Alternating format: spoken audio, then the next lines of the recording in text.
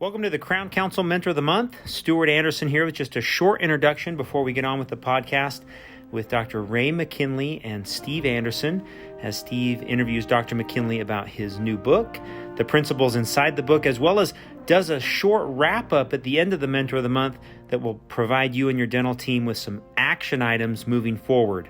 So there's some great things that you can do after you listen to this podcast that can be applied to your practice to help build your office culture. So stay tuned, and hopefully you enjoy the podcast with Dr. Ray Mckinley. Very grateful for him, thankful he is a member of the group, member of this great organization, and we're thankful that he would share his best with us.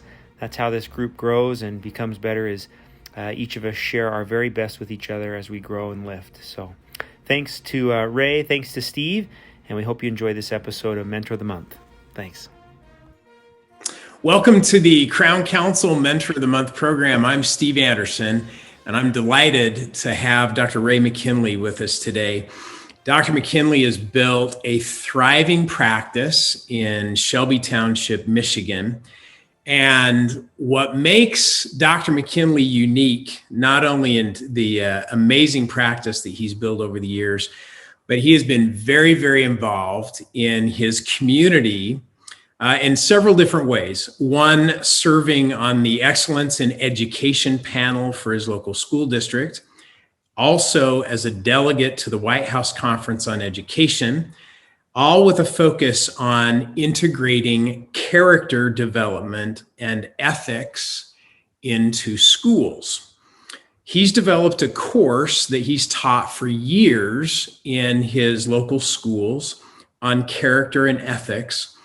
And at a point, he was then encouraged by all the people that he has influenced over the years to put a lot of his work in the form of a book that has just been published entitled Ride the Elephant, The Journey to True Success, which is the topic of our conversation today. So his work as a successful practitioner and educator, and all the lessons that all of us can learn from that experience is what we'll talk about today. So Dr. McKinley, welcome.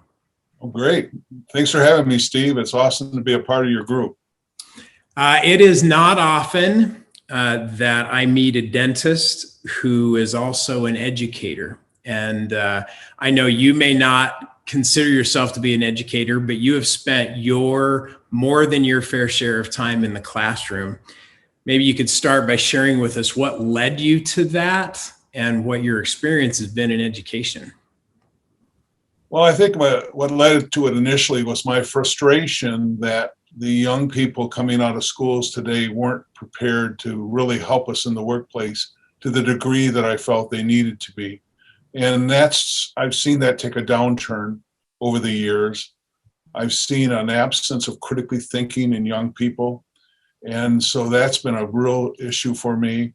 I think when one day I was at the school and they were talking about some fundraising projects that the business community could get involved in. And of course, we all do that, right? We all go to golf outings. And of course, that's what was the conversation. Let's do a golf outing and make some money. Right. And I said, that's great. Let's do that. However, there's something else that the business people in this room can provide for the educational process that you as an administration, a school, is not tapping into. Of course, they asked the next question. Well, what could that be? Right. And I went on and explained to them, what we've seen in an absence in the educational process is an absence of character, an absence of critically thinking, an absence of self-defining persons, and we've seen entitlement and expectations that the youth have of us as business people that really is not a reality to what we expect out of the workforce that comes into our arena. So the superintendent of school particularly was very interested in that and wanted to hear more. So he said, in 2 weeks, let's get together for breakfast and we'll talk about it some more. And I said, great. And I said, I'll bring something together. So in the next 2 weeks, I pounded out a portfolio, what I saw to be a student's portfolio. And I created this and made this a mock portfolio that would be the end in mind for what I want the student to walk away from. So in there was like 50, 60 pages of different things that I wanted the student to grab a hold of, a lot of it being created by the student. So I kind of pounded out a lot of stuff to give some examples. They were really excited about it. What was interesting about it, Steve? They just didn't take it hook, line, and sinker. They said, we'd like to come in and watch you operate in your office one day. Really? And I also let it out of the bag that we had a staff meeting every Thursday. Huh. And they wanted to come to a staff meeting. So they did, 3 of them, the superintendent of schools, the principal, and the assistant principal all came to the staff meeting. And we had a great staff meeting, and it was what I called our character meeting. And we looked at different character qualities that we wanted to bring to the workplace. They were so impressed with, not me necessarily, but they were impressed in the response that my staff had to the material and how significant the material had been for them and how it shifted their way of thinking. It caused them to raise their kids differently. It caused them to behave differently in the office. It caused them to handle patients differently. So they were really intrigued by that. So we set up a pilot program for 1 semester, every day of the week, 80 days. It was so successful in that pilot program that we now extended it to a full year. And then it became an honors program. So it evolved very quickly it was considered one of the tougher classes at the school. And the administration had to encourage people to take it because kids wanted to take the easy way. And they said, no, you need to take Dr. McKinley's class. It's what you need. It's what you need for going to college. And so we had some really quality students in there. And the counselors and the principal didn't allow the kids to slough off the class because it was too difficult in their senior year when they thought they could coast. So that was a good thing to have that kind of support. And the feedback I've gotten from the students that have taken the class is the best class they've ever taken in all 4 years in high school and college and professional school.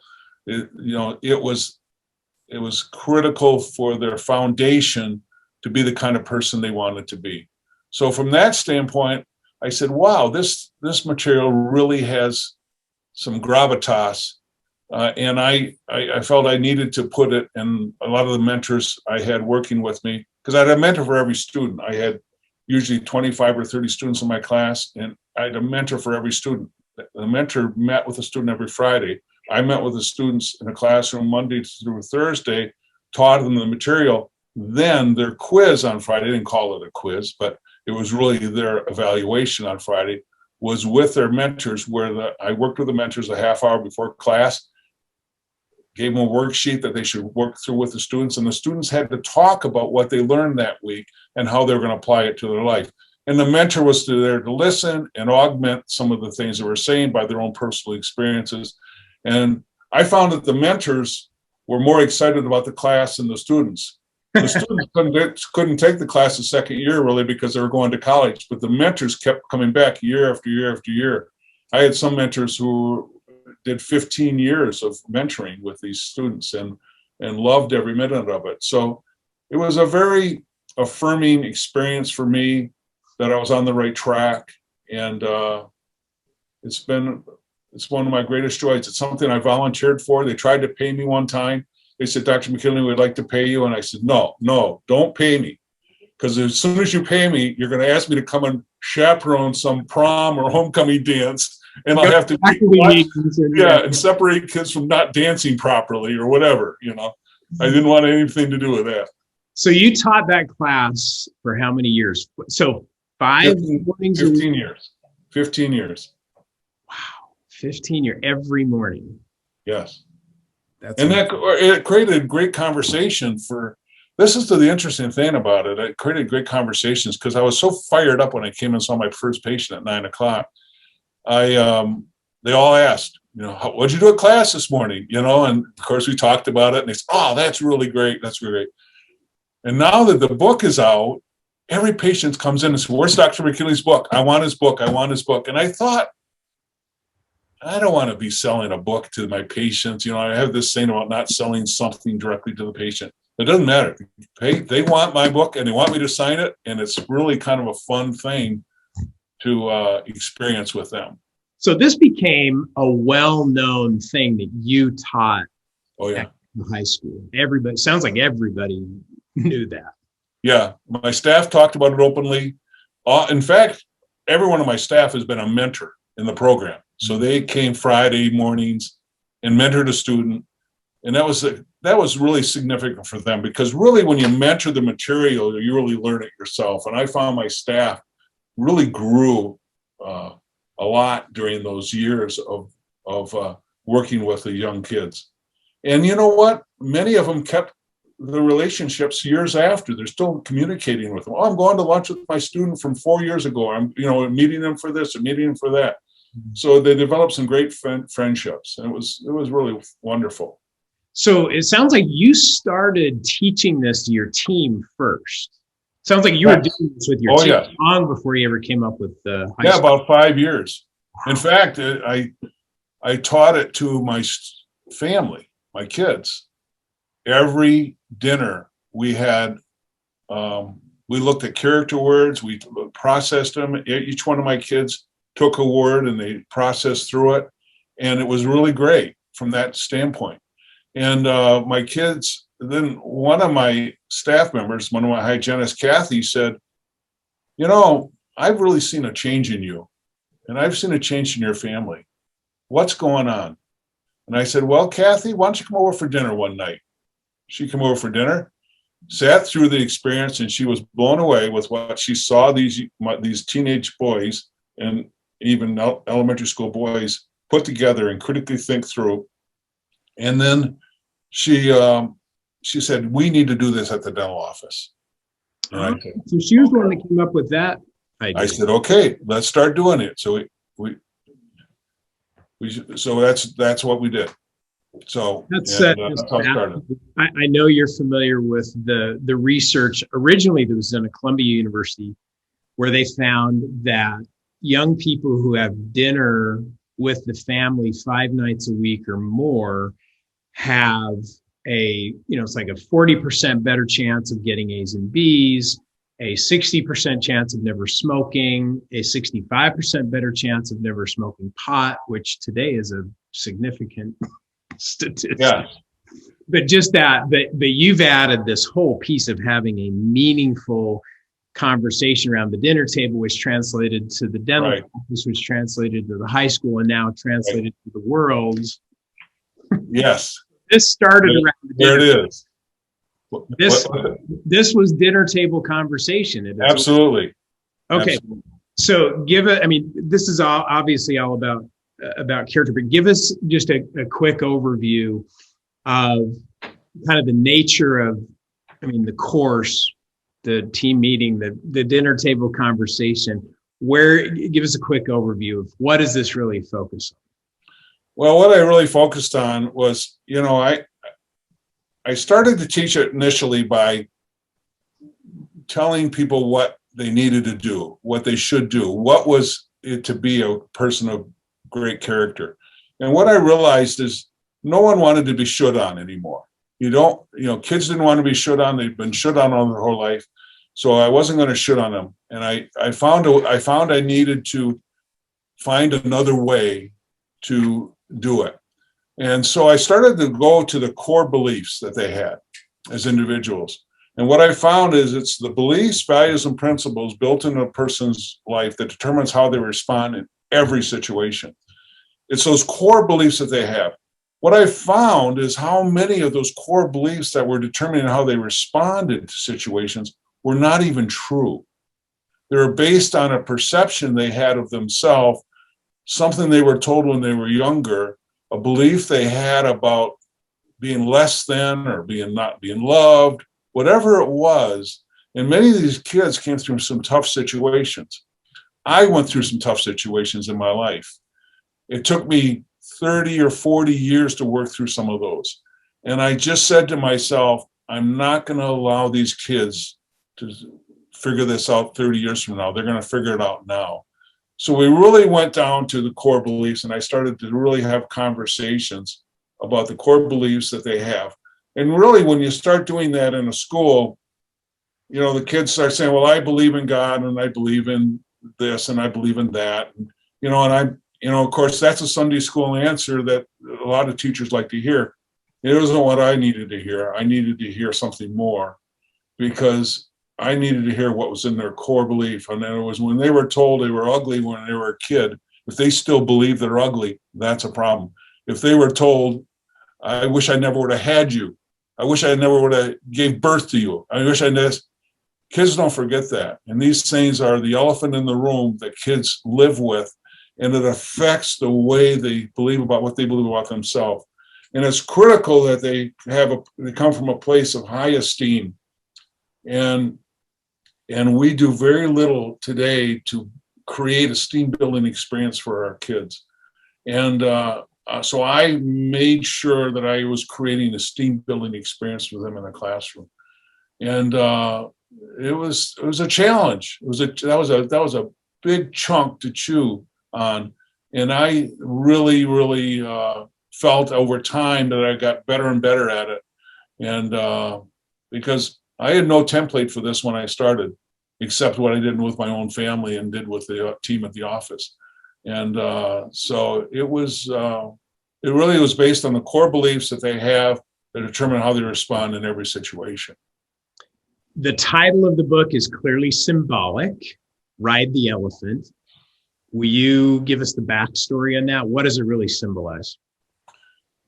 Well, I had different titles for the book initially, but when the book was done, I had some proofreaders read it, and and we came up with some ideas and stuff. But Ride the Elephant rang true for me because, like some of them said, of all the people I know in my life, no one has taken adversities like you have experienced and turned them into something good, made a difference with them.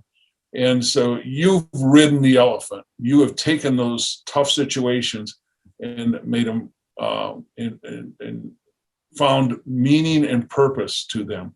And I think we all need to take our pain and suffering and find purpose and meaning to it. And if we don't, we can lament those things the rest of our life, and they can keep us stuck. And in my opinion, prevent us from experiencing true success. Not as society defines it. True success is not the car, your zip code, your great dental practice, an airplane, a place up north, a place in Florida. It's not all those things. True success is how you feel about yourself and how you create those feelings in other people. So it's self-actualizing for yourself and creating those self-actualizing experiences for others. That to me is true success. So it's ride the elephant, not run from the elephant, not face your elephants. Not, in other words, the message is take what you get dealt and make something good out of it. Absolutely.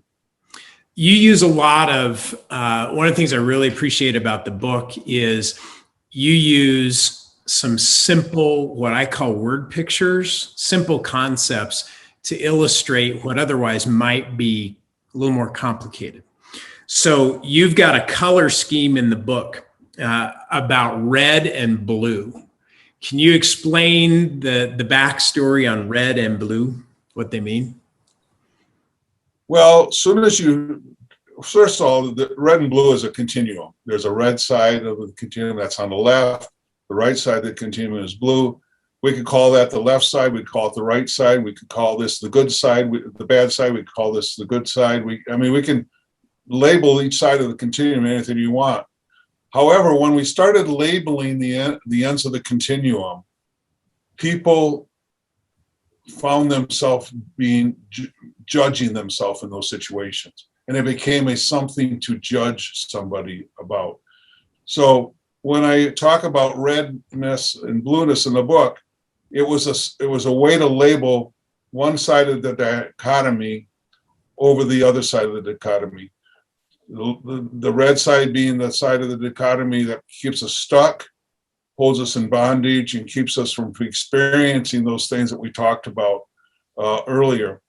And the blue side are those beliefs, values, and principles that can create a more fulfilling experience for us in our life and really more fulfilling relationships. So you can take anything and it has a red side to it and a blue side to it. Absolutely. All right. Yeah. Now you also expanded my vocabulary, which is, I had never heard of amphora. Did I pronounce that correctly? That's correct. All right. Tell us about that, because it is a great word picture. It's a great word. Amphora is really a vessel in Greek times and Roman times that had a handle on each side, and the vessel came to a point, and it was to carry water and grain and actually money and things like that. So it was a container. It was like a purse, but it was made out of pottery, and it was sat at 2 or 3 feet tall. So that's called an amphora. Now that's the root word for the word metaphor. A lot of people don't make that connection. So metaphor is a container of experiences. So the application of the word amphora is anytime you use a word, everyone has a different amphora for it. So in other words, if you use the word love, Steve, you might immediately, I say, Steve, what does the word love mean to you? You might immediately go to your mother. That was, when I think of love, I think of my mother, the motherly love I had. Another person might immediately go to their cat. Another person might immediately go to skiing because they love to ski. So everyone has a different amphora for that. So we have a tendency, when people use words, to fill up their amphora. There you just use the word. We fill it up what we would define that word to mean, what it is that our experiences. And instead of asking questions about, tell me about your amphora, tell me about what you mean by using the word love, tell me what you mean by saying hate or anxious, fear, what are you fearful of? So when you start getting clarity from people on what their amphora for a word is, true understanding takes place. So it was a way to break and what I found with young people, you got to give them a word that they don't have a preconceived notion of. Ah, interesting. That was key. And so you'll see there's a number of words in the book that you didn't have a preconceived notion of. So now your flapper's open. Now you're willing to hear it, and you're not judging it, except if you don't like the word amphora. But however, for most people, they never heard of it. So there's a number of words I use and a number of concepts I use in the book that is really causes a person to critically think in a way that they never did before. So you are one of the things you and I have in common, and we got a lot of things in common. One is the value that you place on words. In fact, you dedicate an entire chapter to that concept. Why? Why do words matter? Because words matter, and we need to pay attention to the word we hear. And whenever I hear somebody express something with words, I try not to go to presumption. We have a tendency to presume when we know what they're talking about. That's the biggest mistake you can make in a relationship. I always go to a question. Tell me more about that. What do you mean by that? And I'm not invasive by saying, tell me what that word means. I'm more say, well, that's interesting. Tell me more about that. And then what you find is the person then opens up and then can explain it to you and say, oh, now I understand. And so the words matter, not only matter to the person you're having a conversation with, they matter to you. One of the things we do with words matter is we have a tendency to use prefaces that kind of signal our beliefs. So in other words, a preface that we commonly use today we hear a lot today is, I'll try to do that. Okay, I'll try. Someone will say, I'll try to do it. Well, I'll try is not a commitment. That is, you're saying, I'll try. And then say, well, tell me more about that. What do you mean? Does that you're going to try. So and they say it out of habit, and maybe they are committed to doing it. However, they're just using a lazy lexicon to express themselves. So I really try to focus in on why words are important, and prefaces is a big part of the book from the standpoint of catching yourself. And I call it catching yourself in your mischief when you use prefaces that are lazy prefaces instead of precepts that are convicted and come from your core beliefs that determine how you respond in every situation.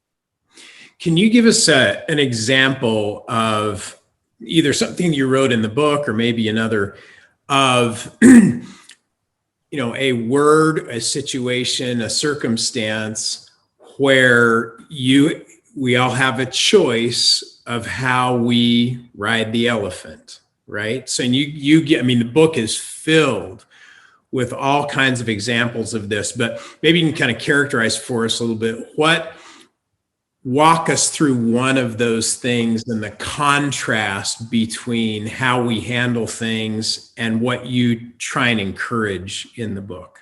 Well, an example of that would be I was in a class one time in a classroom, and what a great laboratory for learning for me in the classroom with kids. The word came, the kid said, we were talking about something that their parents wouldn't let them do and stuff like that. And so one of the kids says, well, I'm very sensitive. And I said, okay. I said, all right. And she said, I'm sensitive. Well, I get my feelings hurt easily. I said, okay, that's interesting. And so we started talking about it, and other kids piped in, yeah, we're like snowflakes, when something goes bad, we just melt, And so they talked about how sensitive they were. And I said, that's interesting. Let's pull out a dictionary and look up the word sensitive. Well, lo and behold, the word sensitive has nothing to do with what they're describing. The word sensitive, Webster defines it as caring about other people, putting yourself in other people's shoes. So you're compassionate, you're empathetic, that's being sensitive. So as a character word, sensitive means other-centered, caring. And they're using it in a total different way. So I said, there's nowhere in this dictionary where it says anything about self-absorption sensitivity. In other words, or basically, you get your feelings hurt. There's nothing there. And they said, wow, the kids were blown away by that. I said, and let's go find a word in the dictionary that applies. And we spent about 3 or 4 days, and they were searching through dictionaries, and they couldn't find a word that applied. So I said, well, maybe it's time we make up a word. And I said, okay, well, can we do that? I said, well, I don't know, Twitter. I never heard of Twitter before, and I never heard of Skype before. I never heard of some of these other words that we're hearing today. So I would say, yes, you have the prerogative to create a word. And so we thought about it. We came up with the word with sensophobic. Sensophobic is now a new word in the lexicon of my students and in my vocabulary, because sensophobic is that being hurt, having your feelings hurt easily.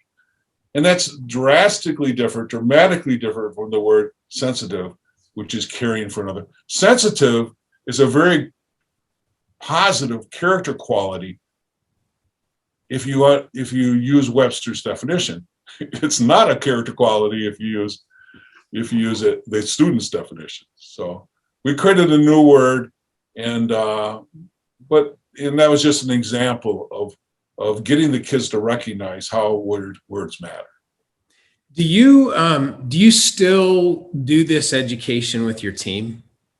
Yes. Yes, I have. In fact, Donna, one of my hygienists, just finished reading Ride the Elephant. She just finished the book. And she said, Dr. McKinley, we have got to go back and talk about this as a team. She started to see that we have lost some traction in the area of, and felt we needed to revisit that conversation. So is that a once a month conversation? What's the format you use in your practice?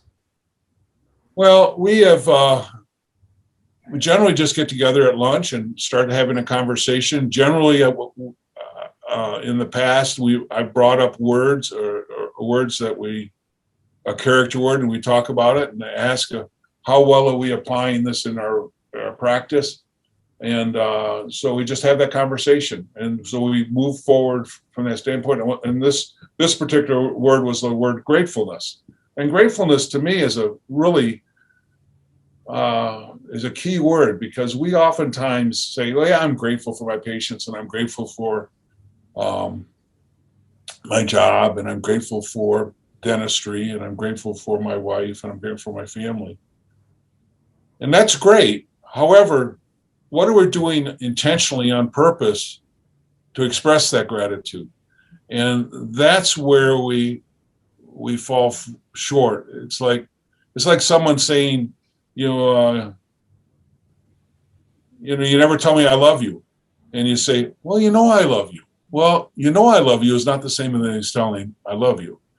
And so gratefulness is something that we need to intentionally do on purpose. So we then start focusing on it, and the patients walk in the door, and Mrs. Smith, who's one who is, everyone used to roll their eyes when they came in because of any number of reasons. And I just refused to let that happen. I said, there will be no eye rolling. There'll be no back talk. There'll be no gossiping. We're going to be grateful for Mrs. Smith coming in here today, in spite of her idiosyncrasies. And we say things nice to her. We make affirming comments. And I think it's important that we raise the esteem of an individual. If you can raise the esteem of an individual, you are really taking the next step forward in your personal relationships. And raising esteem is raising the level of respect they have for themselves. And that's more than just giving them praise or saying, I'm proud of you. It's giving them a specific quality that you see in them. An example would be, Mrs. Jones, one of the things I really appreciate about you as a patient is you're always so grateful for the times we spend together. You always say something wonderful about being here. And I said, it's really great that we just love having you come, and we're so grateful for you being in the practice because of the gratitude she expresses in return. And when we tell patients how grateful we are for them, guess what happens? They start telling us how grateful they are for us. Yes. And it spreads through the whole office. It's an amazing thing. And Donna said, we've kind of lost that a little bit here. We need to get back on that and put purpose and intention on that. And she's right, we do. So this even though we write the book and we know what's in the book, we still can fall short and move to the red side, and we want to continue to move to the purple side. Whether this was intentional or unintentional, Ray, when you first started down this path, we all know that, you build great people, and great people build great businesses. And I know that probably wasn't the end goal in mind, but you were focused on the people, and, started at home and then at the office and then at school. You built a great family, a great practice, a great community just by focusing on character, which is, just such an amazing example, and such great concepts that everybody needs, especially in today's world. So tell us where we can get Ride the Elephant. Well, Ride the Elephant, you can get it on my website at raymckinley.com. Pretty straightforward. Spell your name so everybody knows exactly how to spell it. It's Ray, RAY, McKinley.com. And if you're like your Amazon accounts, Amazon has it as well. You can get it there as well. But either place. Or you can stop in the office, and we always have a copy here for you. So if you just happen to be passing through Shelby Township, Michigan, we would love to have you stop and say hi. You can pick up an autographed copy from Dr. Ray. So here would be a recommendation for all those listening is this, having read Ride the Elephant, this is a perfect candidate for, a book of the month, a book of the year, a book of the quarter, a book for the rest of your life. I mean, this is like a textbook. I consider it to be a textbook of things, and you've already highlighted this, Ray, that need to be revisited on a regular basis. Yes. This is not a one and done. Yeah, I read Dr. Ray's book. This is one that everybody ought to have in hand and go back and visit these principles on a regular basis. So it's a great team building book, as well as everybody at home have a copy of it. It builds great people. And as we've talked about, that's what builds great practices. It really is a conversation starter. I mean, like I've never seen anything. And this is the comment I'm hearing from people is they can't help but have a conversation about what's in this book with their spouse, with a child they're having a tough time reaching. I've always had that in the back of my mind. How can I write a book that can reach these young people? Because one of the most difficult things I experienced in my practice was the patient coming in, and every dentist on this call can relate to this.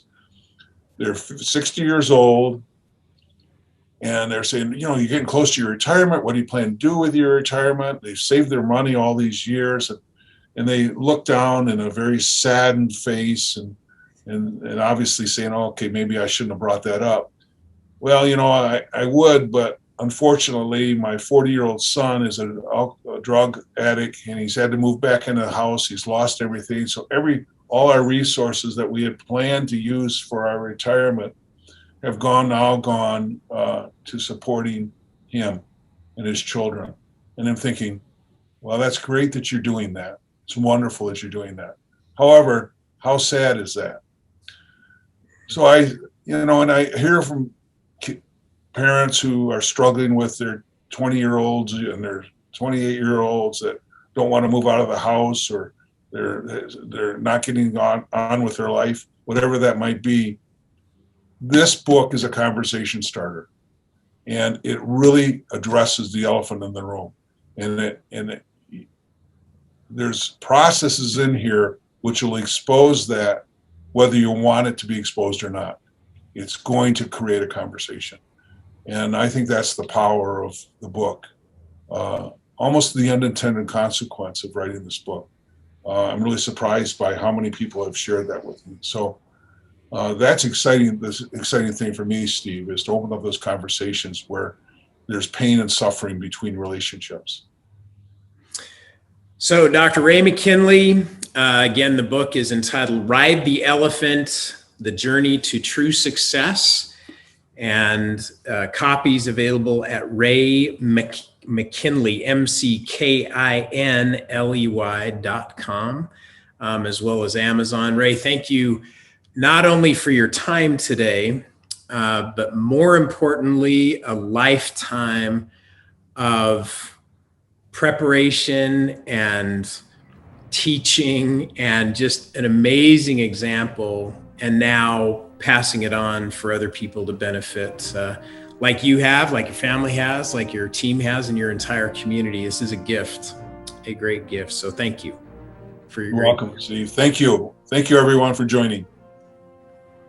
Our thanks once again to Dr. Ray McKinley, not only for his interview today, but also for a lifetime's work of compiling some great wisdom that everyone can use to improve personally, as well as to improve the culture of success in your practice.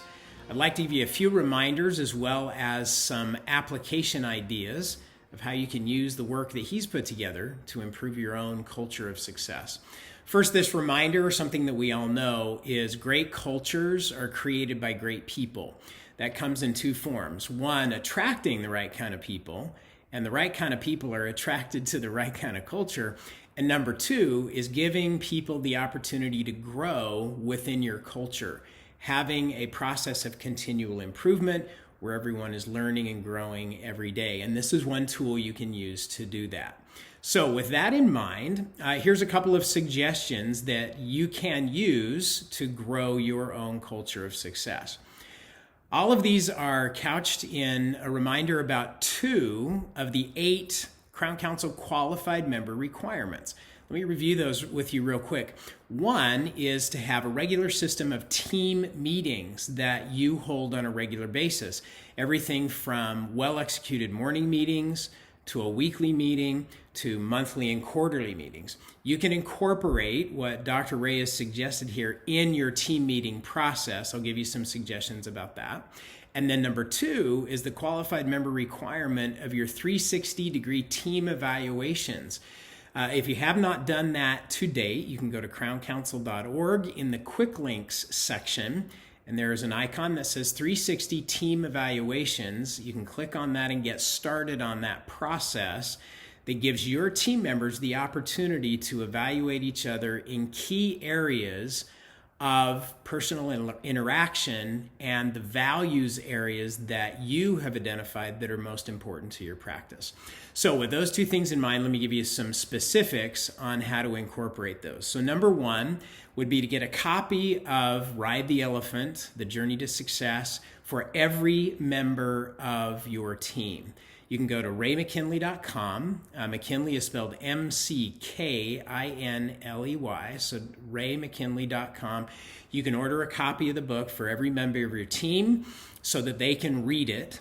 Then consider assigning a different team member each week for your weekly team meeting to do a short summary of an assigned chapter. It doesn't need to take a lot of time, maybe 2 to 3 minutes to do a quick summary, and then a few minutes for discussion about how those principles apply at home as well as at the office. With this reminder that whoever teaches is the one who learns the most. So giving your team members the opportunity to teach these principles will help them learn them even more. Number 3 is consider integrating some of these characteristics that Dr. Ray talks about in the book in your 360-degree team evaluation. So you can customize that evaluation. You can choose some of the principles, describe them, add them to your 360, give your team a heads up that so that they know that that's going to be included in the 360, so they have an opportunity to up their game and their performance, so that when that evaluation time comes, that'll be a part of that whole experience. So again, that's part of the required Crown Council qualified member requirements, and it's a way that you can improve that and enhance it. Number 4 is the idea of revisiting your office culture guide. We recommend that every Crown Council office develop their own written culture guide. If by chance you haven't gotten to that step yet, you can go to crowncouncil.org, go to the quick links section, and go to the Culture Works icon. And Culture Works session number 1 walks you through the steps of creating your office culture guide. You can do that. If you've already created it, go ahead and revisit it. You might want to add a couple of things to that culture guide based on what Dr. Ray talks about here. And then our recommendation is that you highlight a culture guide area each morning in your morning meeting as a reminder, and at a minimum each week in your weekly meeting. You choose, but you keep that culture guide front and center, the values and the character traits that are most important to you in the team members that work in your practice. So those are a couple of suggestions, 4 to be specific, how you can integrate and use the great work that Dr. Ray has put together in your own practice to enhance and continually improve your culture of success.